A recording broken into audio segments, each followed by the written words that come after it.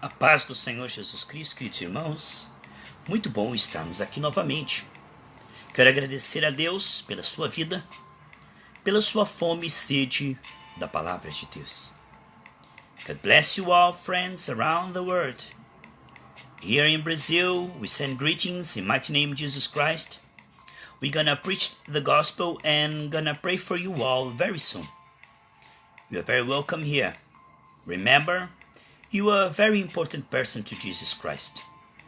Today is the day to give your heart to Jesus Christ. Invite Him to come into your heart and surrender your life to Jesus Christ. Queridos e amados, que alegria, estamos aqui com a nossa Bíblia aberta em 1 Samuel capítulo 28. 1 Samuel capítulo 28, versículo 14.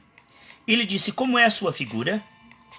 E disse ela: vem subindo um homem ancião, está envolto numa capa. Entendendo Saul que era Samuel, inclinou-se com o rosto em terra e se prostrou. As aparentes contradições que vemos na Bíblia deve-se à nossa incapacidade de interpretar, não o fato de haver contradições na palavra de Deus. Algumas pessoas ou seitas dizem que a palavra de Deus não é a verdade, que ela contém a verdade. Não. João 17,17 diz: a tua palavra é a verdade.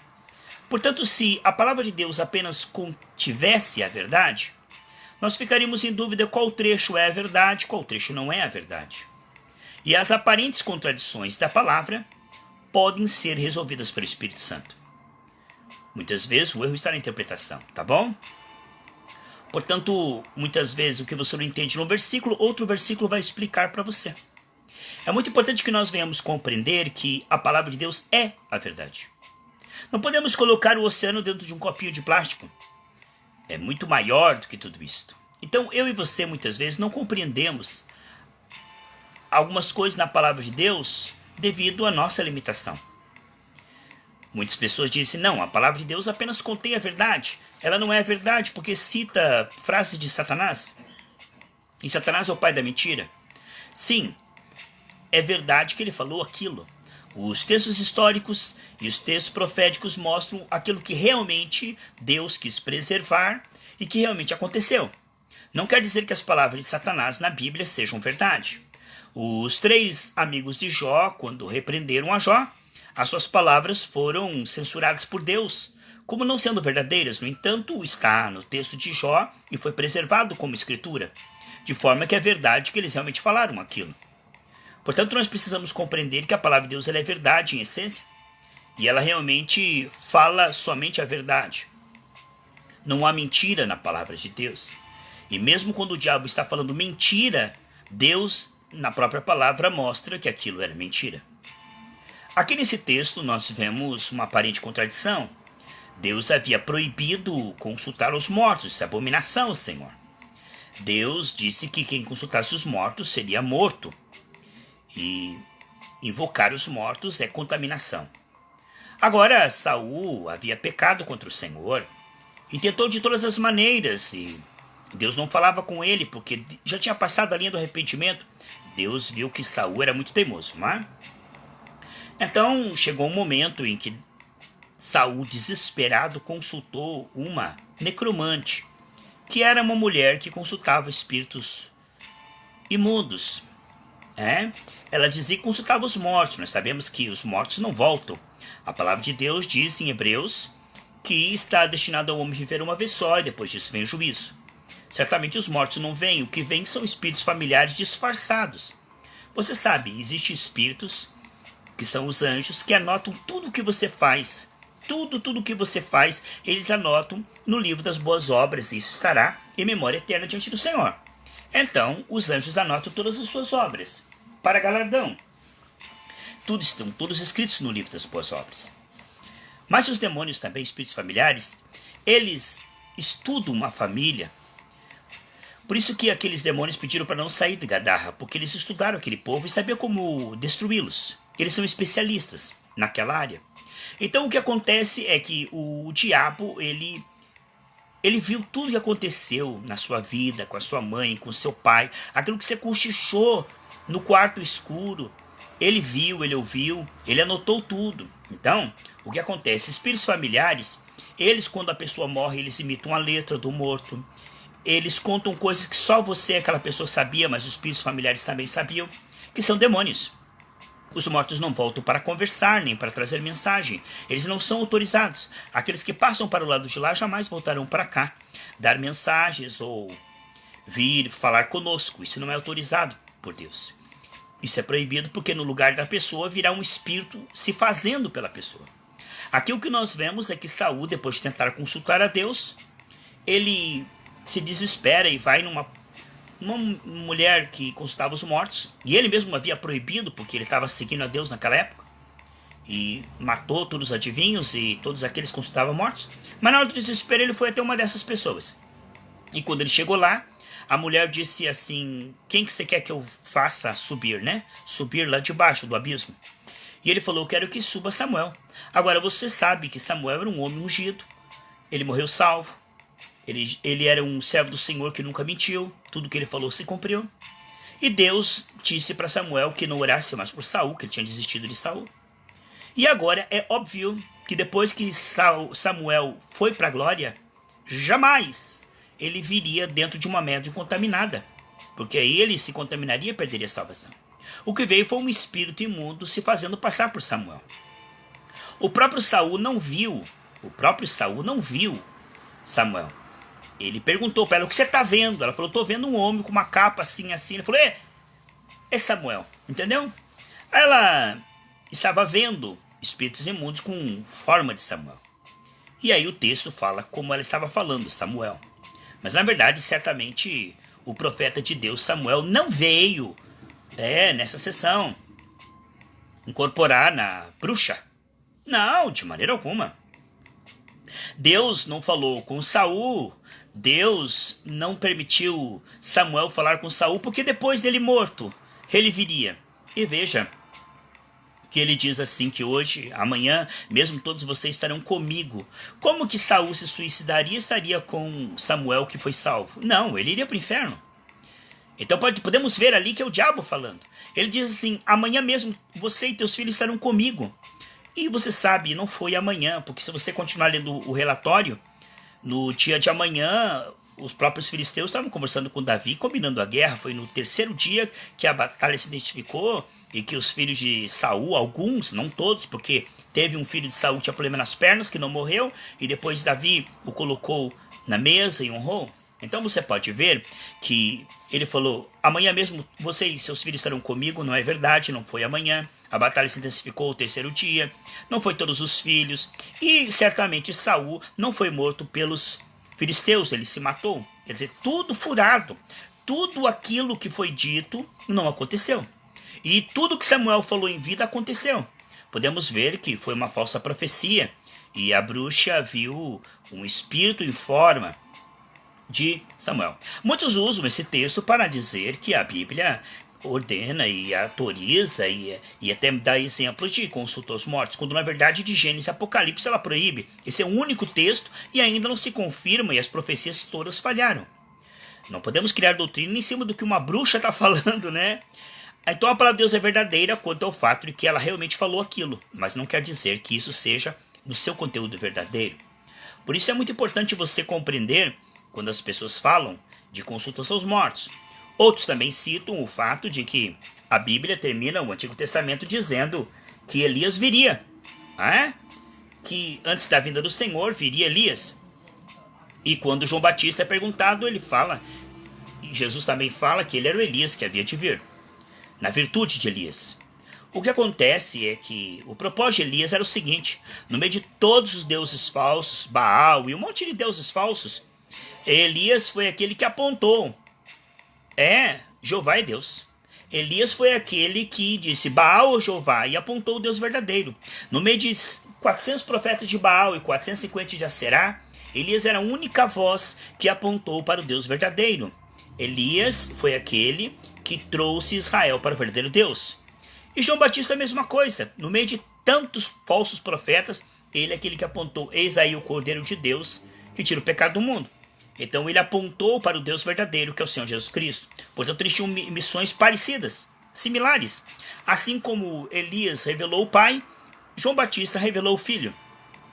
E podemos ver que João Batista foi maior que Elias. A Bíblia diz que não há ninguém nascido de carne que seja maior que João Batista, porque todos os profetas diziam, ele virá, mas João Batista diz, ele veio, ele está aqui, e apontou o verdadeiro Messias. Então podemos ver em João Batista o maior homem que já nasceu, mas a Bíblia diz que aquele que é nascido de Deus, da igreja, ele é maior, porque ele é a noiva, ele é espiritual, ele é maior que João Batista, que é da lei. A lei, os profetas duraram até João Batista.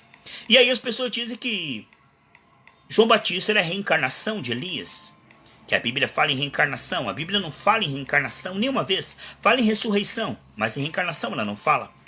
E esses que falam que João Batista era a reencarnação de Elias, sempre estudaram, o kardecismo ensina, que a pessoa ela não lembra da última encarnação e que ela aparecerá sempre na última encarnação, até a próxima encarnação.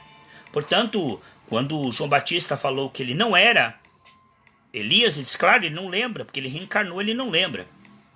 Mas na verdade nós podemos ver a falácia de tudo isso, porque após a morte de João Batista, no Monte da Transfiguração, Jesus pegou Pedro, João e Tiago e foi orar com eles. Eles adormeceram e quando acordaram, viram ao seu lado Moisés, que representa a lei, e Elias, que representa os profetas. E depois desaparece a lei e os profetas, mostrando que Jesus é superior à lei e os profetas, que ele está muito acima de tudo isto. Na verdade, quando aparece no Monte da Transfiguração, aparece Moisés e Elias. Ora, mas se Elias já tinha reencarnado João Batista, ele tinha que aparecer com essa última reencarnação? Ele teria que aparecer como João Batista, não é? E por que ele apareceu como Elias? Porque Elias e João Batista são pessoas diferentes. Tinham missões e virtudes iguais, mas na verdade João Batista não é a reencarnação de Elias. João Batista é apenas o enviado. Como Elias foi enviado para trazer o povo para conhecer o verdadeiro Deus, também João Batista foi aquele que apresentou o verdadeiro Deus e a vida eterna, que é o Senhor Jesus Cristo. Portanto, é muito importante, amados, quando você ler a palavra de Deus com o auxílio do Espírito Santo, você possa ver essas partes difíceis da palavra, textos em que as pessoas dizem, olha aí, contradição. Não há contradição na palavra de Deus. Não há mentira na palavra de Deus. Mesmo quando ele relata a mentira, ele explica que é uma mentira. Portanto, a palavra de Deus não contém a verdade. A palavra de Deus é a verdade. Por isso eu e você precisamos nos ater. Porque se alguém convencer você que a palavra de Deus tem a verdade, você vai dizer aonde que é verdade, aonde que é mentira, qual o texto que é verdade, qual o texto que é mentira. E aí você entra em descrédito na palavra de Deus. A palavra de Deus, ela é a verdade. João 17:17. E Jesus é a palavra. Em João 14:6, Jesus diz que ele é a palavra. Ele é o caminho, a verdade e a vida. Em Apocalipse, o nome de Jesus é a palavra de Deus. Deus te abençoe, guarda essa palavra no seu coração e veja que a palavra de Deus ela é muito elevada, mas ela é revelada no Espírito aos pequeninos. Portanto, nunca duvide da Bíblia. Se você não entender um texto, pratica aquilo que você entende. Se você não entender um texto, não é porque a Bíblia é difícil, é porque nós somos limitados por causa da queda. Pratica aquilo que você já entende. Seja fiel segundo a luz que você tem. E aos poucos você vai aprendendo mais e mais e crescendo na graça e no conhecimento. O importante não é saber tudo, não é a árvore do conhecimento do bem e do mal. O importante é entender que a Bíblia ela não foi feita para dar respostas para tudo. Não, há muitas coisas que a Bíblia deixa sem resposta. Por exemplo, quando Caim matou Abel e foi para uma outra cidade, como? Se Adão e Eva formaram Caim e Abel, como é que Caim matou Abel e foi para uma outra cidade?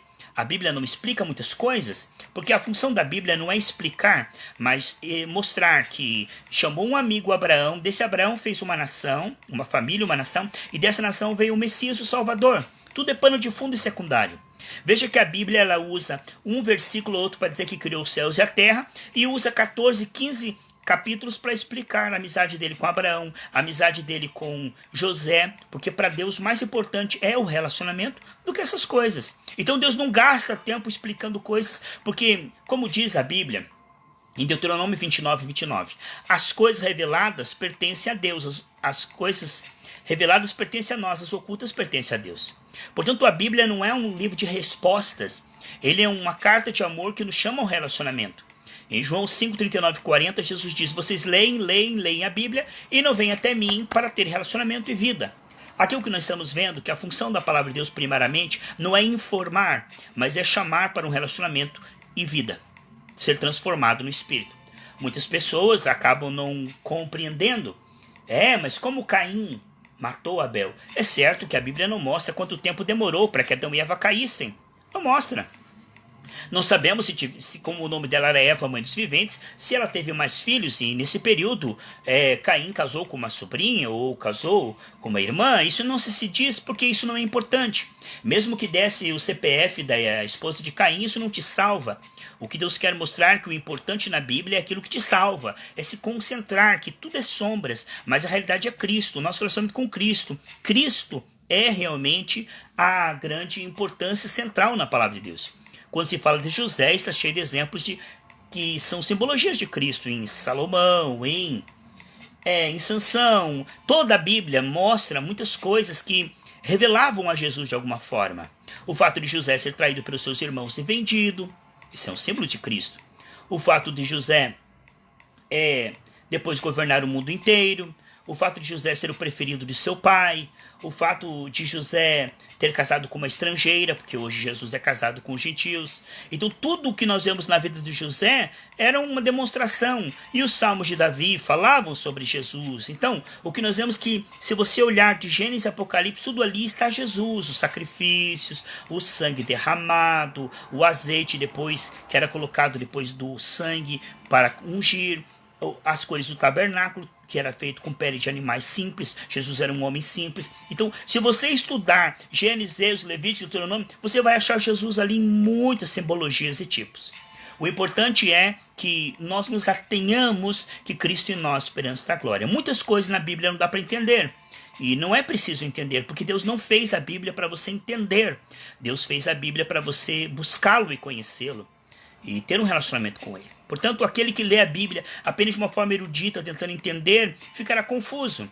Como aconteceu com um rapaz que ganhou a Bíblia, e assim que ele começou a ler, ele leu o livro de Mateus, que Adão gerou esse, que gerou aquele, que gerou aquele, que gerou aquele. O que é isso? Isso tem cabimento, jogou para lá a Bíblia. Porque ele não entendeu que aquela genealogia era importante, que estava mostrando que de Adão chega-se até Maria, até José, até Jesus Cristo, que é o grande Salvador. As pessoas então não compreendem a palavra de Deus porque ela é espírito. E se você for humilde, você não compreenderá, será revelado.